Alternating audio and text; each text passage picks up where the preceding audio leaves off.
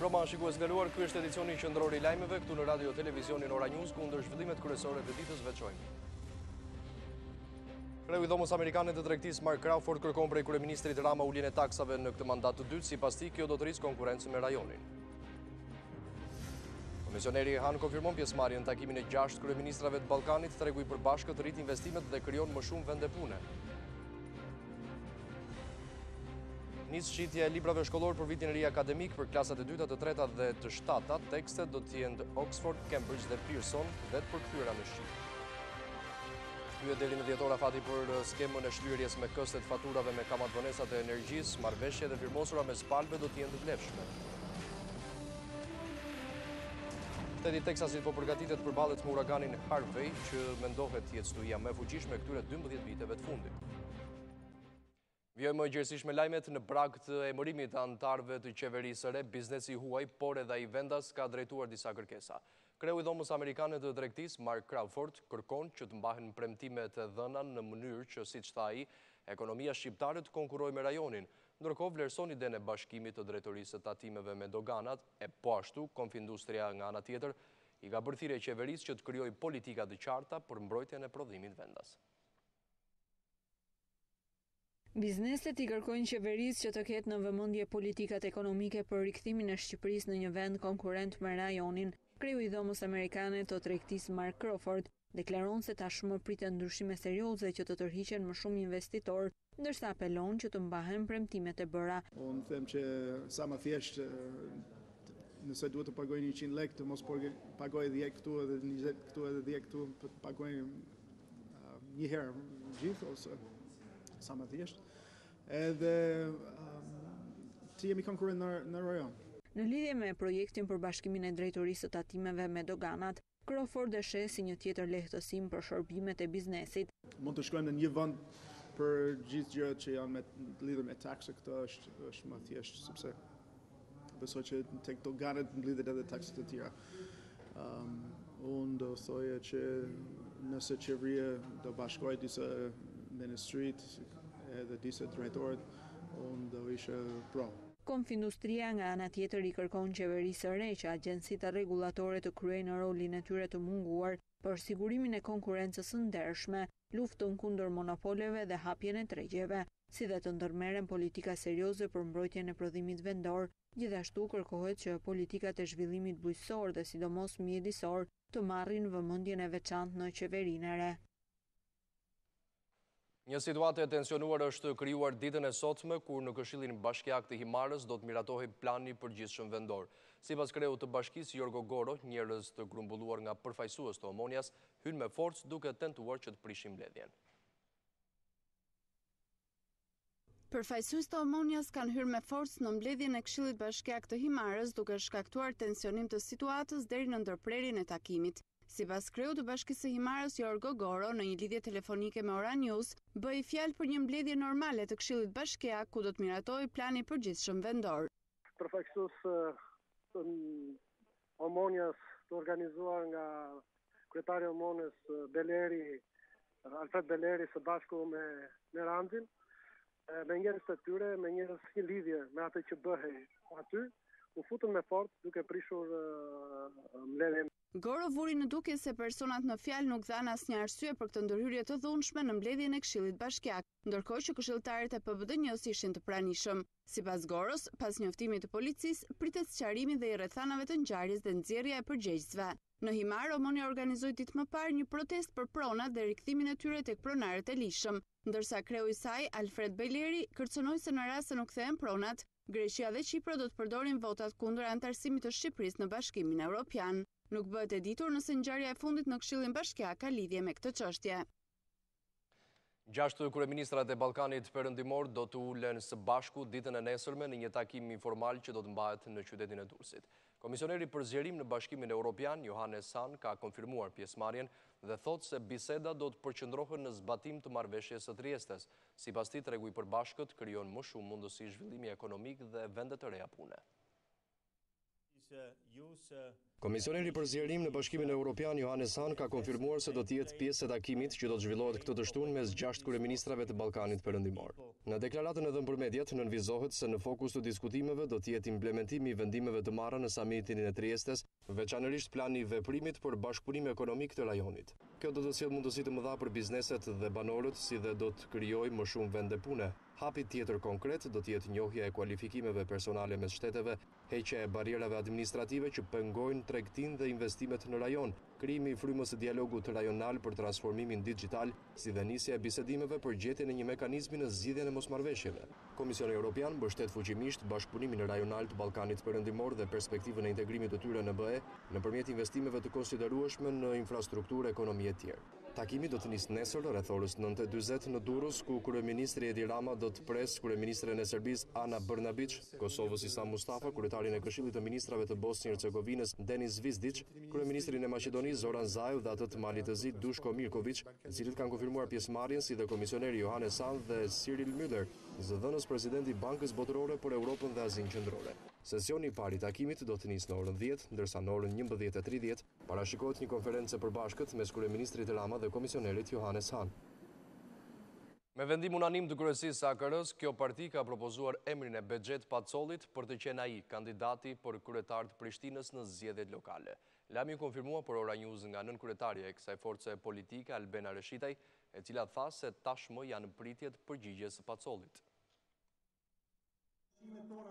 Kryesia e AKR-s ka propozuar Bexhet Pacollin si kandidat për kryetar të komunës së Prishtinës. Në një lidhje telefonike për Ora News, nënkryetaria e kësaj partie Albena Reshitaj konfirmoi lajmin, ndërsa tha se qytetarët e Kosovës e kishin kërkuar kandidimin e tij. Ndërkohë pritet vendimi i vet Pacollit nëse do të pranojë të garojë për kryetar komune. Ishte një interesim i jashtëzakonshëm që të kandidohet presidenti Pacolli për Prishtinën, pastaj na erdhën nga 5 degë që kemi në Prishtinë, na erdhën me thënë nominimin nga ato degë që kandidat potencial për Prishtinën të jetë Bexhet Pacolli. Tashmë ka mbetur vetëm në duart e tij që ai të vendosë nëse do të jetë kandidat potencial për Prishtinën. Kandidat për kryetar të Prishtinës janë Shpend Ahmeti nga Vetvendosja, Arbena Brashi nga LDK, Lira Kçela nga PDK, Arber Vlahiu nga AK dhe Shoqëri Bytyçi nga Nisma. Princi Al-Waled bin Talal bin Abdulaziz Al Saud, investitori kryesor në Arabinë Saudite dhe një prej miliarderëve të botës, me rreth 17.3 miliard dollar pasuri, mbriti në portin e Durrësit me jahtin e tij për një vizitë në vendin tonë. Princi mbriti me jahtin Kingdom 5K, shoqëruar nga stafi ku gjatë qëndrimit në vendin tonë. Ai pritet të takohet me presidentin Ilir Meta, kryeministrin Edi Rama, ndërsa princi është pronari Kingdom Holding Company dhe ka shprehur interes për të investuar në Shqipëri dhe në takime ku do të diskutojë pikërisht për mundësitë për të investuar në vendin tonë, si dhe për projekte të tjera zhvillimore. Princi në fjalë është konsideruar 2 herë nga revista Forbes si një nga investitorët më inteligjent dhe krijues në botë, po sot ai ka zhvilluar një takim me ministrin e jashtëm të Shqipërisë Ditmir Bushati. Ky i fundit në një postim në rrjetet sociale shprehet se marrëdhëniet me Arabinë Saudite kanë filluar të intensifikohen për te ndihmës ekonomike dhe humanitare.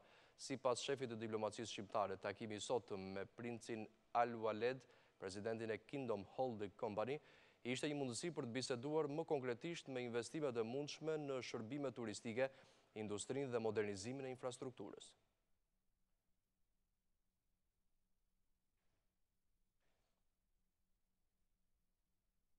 Problemi i zvarritjeve të gjykimeve është një fenomen që në fakt ndodh në të gjitha shkallët e gjyqësorit, por në gjykatën e lartë ky fenomen është edhe më i dukshëm.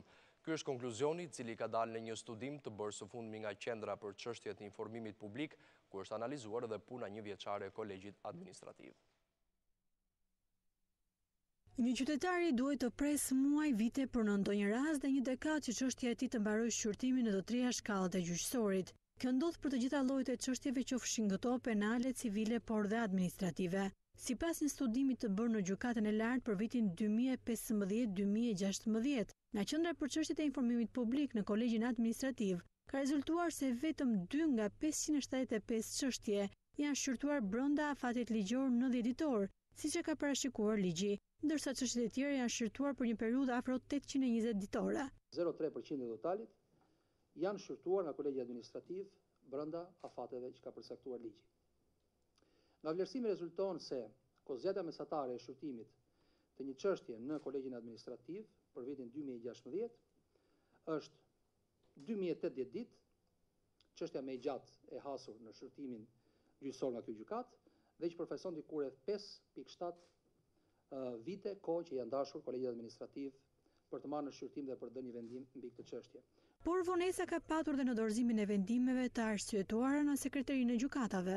Gjithashtu është shqetësues, po të kemi parasysh se ligji 49/2012 parashikon që vendimi i kolegjit administrativ duhet shpallet i arsyetuar. Ne nuk gjejmë arsye të forta përse kur dispozita ligjore kërkon vendime të arsyetuara, të kemi vonesa që kapin edhe rendin e 130 ditëve.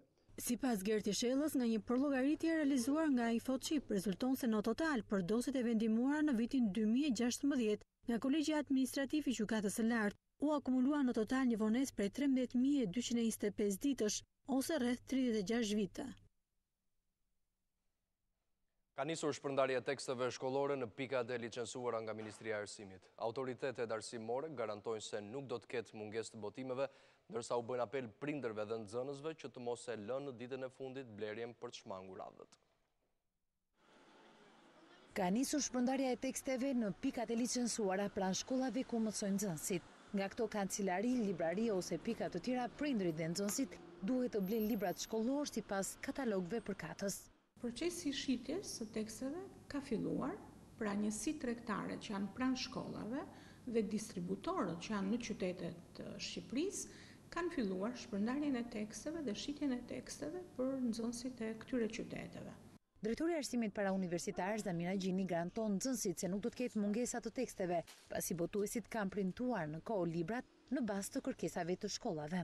Kemi rreth 170 tekste në katalogun shkollor. Tekstet e klasave nga e para deri në të 9-ën janë shpërndarë që një javë përpara nga botuesit në të gjithë Shqipërinë. Nuk ka mungesë të teksteve nga katalogu i teksteve shkollore. Lëndët shkencore të klasave 2 dhe 7, si dhe klasa e 10 në gjimnaz, do të mësojnë me tekstet të shtëpive botuese Cambridge, Oxford, Pearson. Tekstet e matematikës dhe shkencave të natyrës, kemi tekstet përkthyera nga shtëpitë botuese Cambridge, Oxford dhe Pearson, që janë përkthyer dhe janë përshtatur nga botuesit shqiptar dhe janë përzgjedhur në shkollat tona. Autoritetet e arsimit i bëjnë thirrje nxënësve të mos i lënë në ditët e fundit blerjen e librave me qëllim shmangjen e radhëve të gjata, ndërsa thonë se ky proces do të monitorohet nga Ministri i Arsimit dhe Inspektorati Shtetëror i Arsimit. Fakulteti i Ekonomisë a Juridik i Shkencave Sociale dhe Gjuhët e Huaja të Universitetit të Tiranës kanë shpallur listën e fituesve në këtë fazë të parë. Dekanët respektiv kërkojnë që të qetësojnë kandidatët për student, duke u thënë se gjatë gjithë kohës, stafe drejtuese të fakulteteve do të jenë në gatishmëri të tyre. 4 fakultetet të Universitetit të Tiranës, Fakulteti Ekonomik, Juridik, Shkenca Sociale dhe Gjuhët e Huaja, kanë shpallur listën e fituesve për në universitet. Kjo listë me ID përkatëse gjendet në faqen e internetit të fakulteteve, ndërsa dekanët respektiv u kërkojnë maturantëve të ruajnë qetësim për të bërë zgjedhjen që ata duan. Janë të gjitha mundësit që të vijë radha, të paktën çdo jenë me mesatare mbi 7.5 në Fakultetin e Ekonomisë, të rinë të presin pa u trembur se do të bëhen student të fakultetit tonë. Studenti juridikut vjen dhe regjistrohet në Fakultetin Juridik, jo në disa degë, sikurse ka ekonomiku, shkenca sociale, gjuhët e huaja apo fakultetet tjera. Por secilin nga fakultetet ka degë të përzgjedhura më masivisht nga kandidatët për student. Dekanët publikuan gjithashtu edhe kuotat bosh që pritet plotësohen në fazat pasardhëse. Të gjithë të regjistrohen fituesit e shpallur, veten rreth 400 vende bosh. Çdo thotë kjo? Të gjithë ata kur të filloj procesi i regjistrimit në datën 29. Meqense procedurat janë 48 orë. Nuk duhet të shqetësohen, nuk duhet i ka paniku, se u iku radha dhe vend të regjistrohen atje ku nuk e kanë dëshirë të parë të tyre. Nëse dhe si vjet do regjistronin 400 student të marrin sigurteci me të njëjtin trend, gjithsesi ne na mbeten rreth 300-350 kuota të paplotësuara. I gjithë procesi i regjistrimeve dhe uljes së vijës së kuqe, që është edhe pragu hyrjes në universitet, përbëhet nga 7 faza 2 ditore. Fakultetet e tjera pritet të shpallin listën e fituesve ditën e hënë në datën 28 gusht për të nisur regjistrimet në datën 29 gusht. Pjesëarmësh luftarake janë gjetur nga policia në pikën e kalimit kufitar në Rinas, ku sipas policisë pjesët e armëve u gjetën gjatë skanimit të 3 pakove, pronare dhe të cilave nuk dihen ende. Policia thot se pakot e kompanisë postare DHL kanë qenë duke kaluar tranzit nëpërmjet aeroportit shqiptar, ndërkohë vijojnë hetimet për zbardhjen e kësaj vepre penale dhe për identifikimin dhe kapjen e autorëve. Prej ditësh policia shqiptare ka rritur masat e sigurisë në aeroport dhe institucione të rëndësisë së veçantë, kjo sidomos pas sulmeve terroriste në disa vende të Europës. 2 personat maskuar kanë vjedhur dyqanin në një biznesi elektroshtëpiakësh në hyrje të qytetit të Lezhës, se duke marrë një numër celularësh të shtrenjtë dhe kasafortën. Ata janë fiksuar në kamerat e sigurisë, por policia ende nuk ka identifikuar dot. Kamerat e sigurisë kanë fiksuar momentet e grabitjes së një biznesi elektroshtëpiakesh në hyrje të qytetit të Lezhës në orët e para të mëngjesit të së premtes, por policia nuk ka arritur të identifikojë autorët, ndërsa ka nisur hetimet pas kqyrjes së vendit të ngjarjes. Kështu, sipas policisë, një biznes elektroshtëpiakesh në hyrje të qytetit të Lezhës është vjedhur rreth orës 4 të mëngjesit të ditës së premte me anë të thyerjes. Grabitja është realizuar nga 2 persona të cilët kanë qenë të maskuar. Ata kanë mbritur tek dyqani që ndodhet pranë urës me një auto mjet pa targa dhe kanë hyrë brenda duke thyer derën kryesore. 10 minuta u është dashur hajdutëve të marrin disa telefona celular të markave iPhone dhe Galaxy, si dhe kasafortën brenda së cilës, sipas pronarëve, nuk ka pasur shumë para. Grabitësit janë dëgjuar në lëvizjet e tyre nga një tjetër biznes aty pranë që ka njoftuar menjëherë policinë si dhe pronarin e dyqanit. Pasi kanë përfunduar vjedhjen, 2 hajdutët janë larguar me mjetin e tyre në drejtim të Shkodrës, ndërsa policia nisi ndjekjen, por në pamundësi për të rënë në gjurmë, ka nisur hetimet për ngjarjen. Policia greke ka arrestuar të premten një shtetas shqiptar që akuzohet për trafik droge dhe armbajtje pa leje. Bëhet fjalë për një 37 vjeçar, i cili u arrestuan ndërsa po ecte në një zonë pyjore pranë fshatit Delvinaq, në afërsitë kufirit me Shqipërinë. Ai po mbante 3 çanta, brenda të cilave kishte 12 pako me kanabis sativa me peshë të përgjithshme 48.9 kg. Policia thot se në momentin e arrestimit kishte me vete edhe një armë të tipit Kalashnikov dhe një krahër me 29 fishek. 37 vjeçari do të dërgohet në prokurorinë e Janinës, ku veç akuzave për drogën dhe armbajtje do të ndiqet edhe për hyrje të paligjshme në Greqi.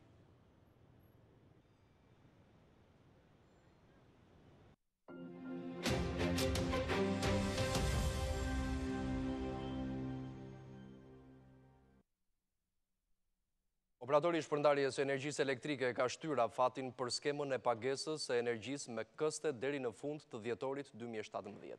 Afati për pagesën e detyrimeve në bazë të aktmarrëveshjes është një lehtësim për të gjithë ata qytetar apo biznese që janë debitor. Të gjithë abonentët familjar apo biznese që kanë detyrime ndaj operatorit të shpërndarjes së energjisë elektrike do të kenë afat deri në 31 dhjetor që të paguajnë me këste. Pas skadimit të afatit të zbatimit të aktmarrëveshjeve në muajin qershor, Këshilli Mbikëqyrës i OSHE vendosi që të riaktivizojë skemat lehtësuese të pagesës me këste. Në bazë të aktmarrëveshjeve, konsumatorët familjar që shprehin vullnetin të kryejnë pagesën e menjëhershme të detyrimit përfitojnë reduktim kamat vonese në masën 70%, ndërsa këstet fikse për konsumatorët familjar janë me vlerë 2.800 lekë dhe 1.200 lekë për personat e kategorisë që trajtohen me ndihmë ekonomike apo pensionist kryefamiljar. Ndërkohë, për konsumatorët jo familjar që shprehin vullnetin të kryejnë pagesën e menjëhershme të detyrimit në bazë të aktmarrëveshjes, përfitojnë reduktim kamat vonese në masën 50%, që prej nisjes së zbatimit të kësaj skeme, OSHE ka nënshkruar 390.000 aktmarrëveshje nga abonent familjar dhe privat, vetëm në bazë të pagesave me këste. Ky institucion ka një reduktim të detyrimeve për 7 mujorin e këtij viti me afro 1.7 miliard lekë. Njohja me potencialet e rajonit, sidomos në turizëm, ishte edhe qëllimi i vizitës së ambasadorit japonez në bashkinë e Kukësit, ku ai takoi edhe kryebashkiakun e qytetit. Në takim u diskutuan mundësitë e investimeve japoneze, ku prioritet pa diskutim marrin projektet e turizmit. Bashkëpunimi dypalësh me fokus turizmin ishte në qendër të takimit që ambasadori japonez në Tiranë, Makoto Ito, zhvilloi në bashkinë e Kukësit.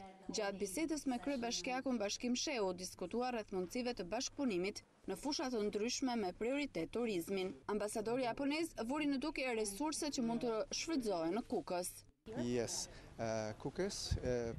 Duhet theksuar afërsia me Tiranën dhe qeverinë qendrore duke pasur autostradën. Dhe së dyti, natyra e bukur që ofron rajoni i Kukësit dhe mundësitë e zhvillimit që ofron për rajonin. Duke pasur një natyrë të bukur, ka mundësi të mira për të zhvilluar turizmin. Nga ana e tij, kryebashkiaku Sheu theksoi se bashkëpunimi me qeverinë e Japonisë është i rëndësishëm për Kukësin. Jemi bashkëpunues, qytetarët e Kukësit kanë treguar gjithmonë që janë mikpritës, janë bashkëpunues, qoftë për agjensitë, qoftë për investitorët serioz, që mund të sjellë bashkëpunimi dhe lobimi që mund të bëjë ambasadori që tashmë është në Shqipëri. Ambasadori i tonë nënvizoi se qëllimi i vizitës së tij ishte edhe njohja me potencialet e rajonit të Kukësit. Numri i shtetasve shqiptar që zgjedhin të kalojnë pushimet i jashtë Shqipërisë ka pësuar një rritje të ndjeshme ku janë rreth 500.000 shtetas që kanë braktisur Shqipërinë për gjatë muajit korrik, duke zgjedhur destinacione turistike jashtë saj. Jo pak, por rreth 500.000 shqiptar kanë zgjedhur të kalojnë pushimet verore jashtë vendit për gjatë muajit korrik. Krahasuar me të njëjtën periudhë të një viti më parë, ky numër ka pësuar një rritje me 11%. Pra janë rreth 50.000 shtetas më shumë që kanë braktisur Shqipërinë për të zgjedhur destinacione turistike jashtë saj, ndërsa numri i migrantëve që kanë kaluar pushimet verore në ADV në korrik të vitit 2017 është rritur ndjeshëm. Kështu janë rreth 515.000 shtetas shqiptar që kanë hyrë në muajin korrik, pra rreth 37.000 më shumë, krahasuar me të njëjtën periudhë një viti më parë, ndërsa numri i shtetasve të huaj të hyrë në vend është rreth 864.000 dhe krahasuar me korrikun e një viti më parë, ky numër është ulur me 0.1%. Sipas Instat në 7 mujorin e vitit 2017, ndër 10 vendet që kanë hyrje më të lartë të shtetasve në Shqipëri, rritja më e madhe e hyrjeve ka ardhur nga Polonia me 71.1% dhe rënja më e madhe nga Kosova me 17.3%. Sa ka që muaji gusht ka shënuar një fluks të jetë të lartë të shtetasve shqiptar dhe të huaj të cilët qarkullojnë përmes aeroportit të Rinasit. Mesatarisht, për gjatë një dite në Rinas regjistrohen në hyrje dhe dalje 18 deri në 20.000 shtetas shqiptar e të huaj. Fluksi më i lartë duket se është në hyrje, ku llogariten rreth 11.500 deri në 13.000 shtetas, ndërsa në dalje numri i tyre në një ditë mesatarisht është 5 deri në 6.000. Për të menaxhuar fluksin e lartë në aeroportin e Rinasit po punohet me 12 sportele në hyrje dhe 9 në dalje, ndërsa stafi është i angazhuar me orar të zgjatur.